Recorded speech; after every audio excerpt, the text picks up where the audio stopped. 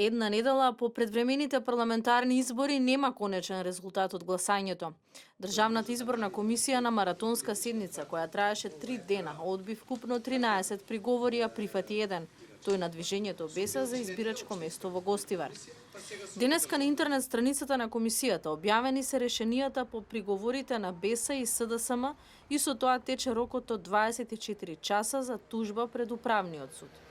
По тужбите во рок од 48 часа одлучуваат 5 управни судии избрани по пат на ждребување. ДИК ги проби предвидените рокови за изборите, па конечните резултати од изборите би можело да бидат познати по одлуката на управниот суд, доколку нема прегласување во некое избирачко место. Во таков случај, повтореното гласање треба да се одржи на 25 декември.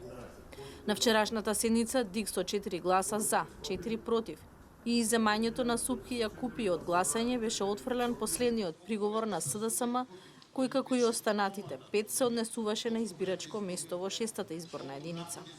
Комисијата со 6 наспроти 3 гласа го поништи гласањето во избирачко место во Шеска.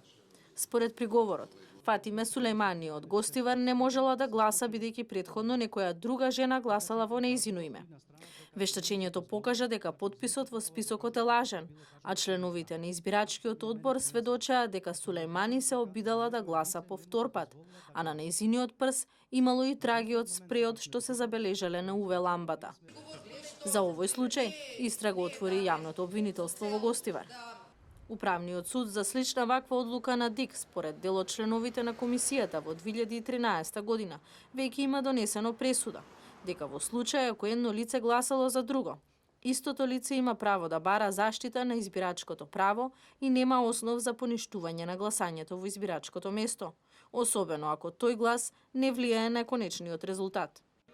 Одлуката од управниот суд, во случај ако ја потврди таа на ДИК за гласачкото место во Гостивар, според правилникот, прегласување ќе има во случај ако вкупниот број на гласачи запишани во спорното избирачко место може да влијае врз крајниот исход на распоредот на добиените мандати во 6-та изборна единица.